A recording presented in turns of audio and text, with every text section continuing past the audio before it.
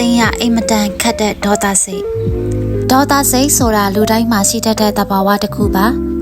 ဒါပေမဲ့တကယ်ပြဿနာကဒေါသရှိနေတယ်ဆိုတာထက်ဒေါသထွက်လာပြီဆိုလို့ရှိရင်ကျမတို့တွေရဲ့စိတ်တွေကစိတ်လို့ကိုယ်လို့ဖြစ်သွားတတ်ကြတာပါပဲလူအများစုကဒေါသထင်းထင်းကိုပင် skill တွေကိုသိကြပါတယ်ဒါပေမဲ့တကယ်တမ်းဒေါသပောက်ကွဲပြီဆိုလို့ရှိရင်တော့အဲ့ဒီနီလန်းတွေကိုသုံးဖို့တတိမရတော့ဘဲနဲ့စိတ်ခံစားချက်နောက်ကိုပဲပါသွားတတ်ကြပါတယ်ပြီးရင်တော့နောင်တတွေနဲ့ကြံခဲ့ရပြန်တာမျိုးပေါ့ဒီလိုဖြစ်တယ်ဆိုတာမျိုးကကိုကလူဆိုးတယောက်မို့လို့ဖြစ်တယ်ဆိုတာမျိုးမဟုတ်ပါဘူးဒေါသကကိုယ့်ရဲ့အစဉ်ချင်းတွန်းတရား logic ကိုခဏလေးပိတ်ထားလိုက်ပြီးတော့မှကိုယ့်ရဲ့ခံစားချက် emotion ကိုပဲအုံနောက်ကအမိန့်ပေးစီခံလိုက်လို့ဖြစ်ရတာမျိုးကြောင့်ပါဒါကြောင့်ဒေါသကိုထင်းချင်တယ်ဆိုလို့ရှိရင်ဒေါသထွက်တဲ့အချိန်မှာထိန်းဖို့စ조사တယ်ဆိုတာထက်ဒေါသမထွက်ခင်ကိုယ့်ရဲ့စိတ်ကလေးအေးချမ်းနေတဲ့အချိန်ကလေးကစိတ်ကိုကြိုတင်လေ့ကျင့်ထားဖို့လိုအပ်ပါတယ်စိတ်ကိုလေ့ကျင့်ထားပြီးမှသာတကယ်အရေးကြုံတဲ့အခါကိုပြန်ပြီးထင်းချောင်းနိုင်မှာလည်းဖြစ်ပါတယ်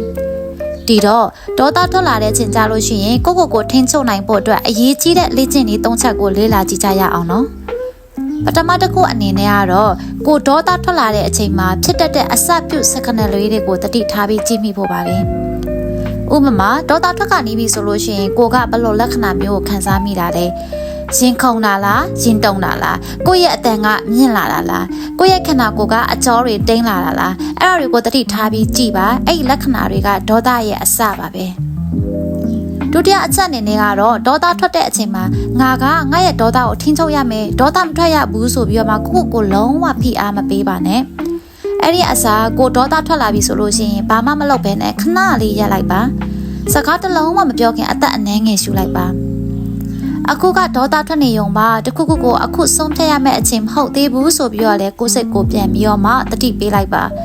အဲ့ဒါတွေကဒေါသကိုဖျောက်ဖျက်တာမျိုးမဟုတ်ပါဘူးဒေါသနဲ့အတူအမားတွေမလုံမိအောင်ကိုအချိန်ပေးလိုက်တာလည်းဖြစ်ပါတယ်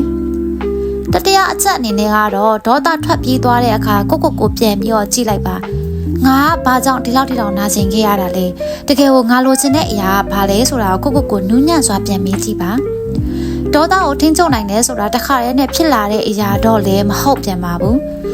ကိုပြန်ပြီးကြည့်တတ်လာတဲ့အခါမှာနောက်တစ်ခါဒေါသထွက်လာမယ်ဆိုလို့ရှိရင်ကိုယ့်ရဲ့စိတ်ကနေပြီးတော့မှကိုပြောတဲ့စကားတွေကိုပို့ပြီးနားထောင်လာပါလိမ့်မယ်ဒါပေမဲ့တခါတည်းလေ့ကျင့်ရုံနဲ့တော့အောင်မြင်မှာမဟုတ်ဘူးဆိုတာကိုလည်းကြိုတင်လက်ခံထားဖို့လိုပါတယ်ဒေါသကိုမထင်းနိုင်ပဲမှားသွားတဲ့အချင်းသောအရှုံးတွေကပဲကိုယ့်အတွက်သင်ခန်းစာတွေဖြစ်လာမှာပါ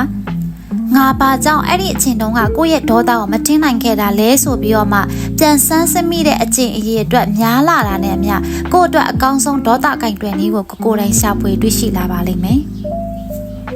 ကျမကတော့လူတွေရဲ့စိတ်နဲ့ဘဝအကြောင်းတွေကိုနားထောင်ရင်စာရင်လူတွေကိုကိုနားလည်လာအောင်အတူလက်တွဲကူညီပေးနေတဲ့ mental health counselor psychology informed life coach တယောက်လေးဖြစ်ပါတယ်